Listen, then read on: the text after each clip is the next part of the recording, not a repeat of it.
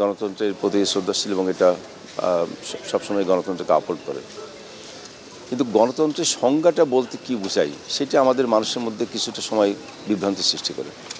যেমন গণতান্ত্রিক অধিকার বলতে এটা তো এমন নয় যে একজন মানুষের ইচ্ছা হলো রাস্তায় আরেকটা মানুষের মাথার উপর লাঠি দিয়ে বাড়ি দিল, এটা কোনো গণতান্ত্রিক অধিকার হতে পারে না বা গণতন্ত্রের সংজ্ঞাও হতে পারে না। রাজনৈতিক কর্মসূচির নামে বাসে ট্রেনে আগুন দেওয়া এটা কোনো গণতন্ত্রের সংজ্ঞার মধ্যে পড়ে না। এখন আমাদের দেশে কিছু রাজনৈতিক দল আছে যারা গণতন্ত্রের দোহার কথা বলে রাজপথে আন্দোলন নামে সন্ত্রাস, ভাঙচুর, জ্বালাও পোড়ানো সংযোগ করে।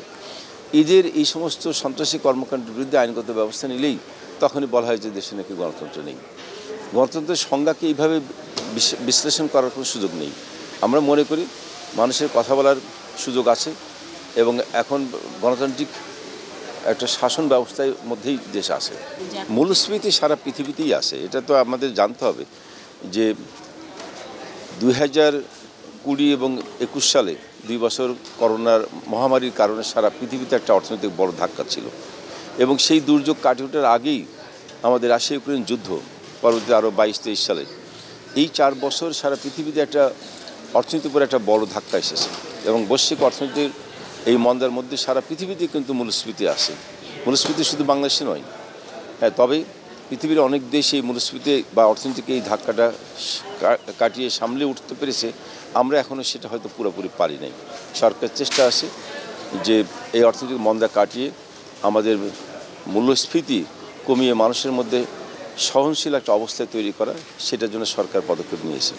আমরা তো সবসময় সমস্ত রাজনৈতিক দলকেই আমরা তাদের কর্মকাণ্ড করার ব্যাপারে আমরা সবসময় আগ্রহ জানিয়েছি। আমরা সবসময় বলি যে রাজনীতির মূল লক্ষ্যই যদি দেশের জন্য কল্যাণকর কাজ করা, মানুষের জন্য যদি কাজ করা হয়, তাহলে সেখানে সহিংসতা কেন? মানুষকে আগুন দিয়ে, পেট্রোল দিয়ে পুড়িয়ে তো মানুষের কোনো কল্যাণ আসবে না। রাষ্ট্রীয় সম্পদ আগুন দিয়ে পুড়িয়ে ধ্বংস করে তো রাষ্ট্রের কোনো কল্যাণ আসবে না। এই সহিংসতা পরিহার করে যে কোনো রাজনৈতিক দল যে কোনোভাবে তাদের কর্মসূচি পালন করতে পারে এবং তারা করছেও। প্রতিদিন আমরা দেখি বিভিন্ন ব্যানারে বিভিন্ন জায়গায় রাজনৈতিক কর্মসূচি পালন হচ্ছে। তো আমার তো মনে হয় না যে রাজনৈতিক কোনো স্পেস দেওয়ার ক্ষেত্রে আওয়ামী লীগের পক্ষ থেকে কোনো চাপ আসে, এরকম তো আমরা দেখি না। সরকারের বিরুদ্ধে সমালোচনা করতেছেন টেলিভিশনে, বিভিন্ন সভা সেমিনারে এবং তাদের ইচ্ছামতো সমালোচনা করছে, ওই সেখানে তো বাধা যায়নি। তো এরপরে আবার কীভাবে বলে যে কথা বলার সুযোগ পাচ্ছে না? তাহলে এই কথাগুলো কীভাবে আসলো? আপনার গঠনমূলক সমালোচনা স্বাগত জানাচ্ছেন। অবশ্যই আমরা সবসময় বলি আমরা রাষ্ট্রের বা ভালোর স্বার্থে, দেশের উন্নয়নের স্বার্থে যে কোনো গঠনমূলক সমালোচনাকে আমরা ইতিবাচক হিসেবেই দেখি।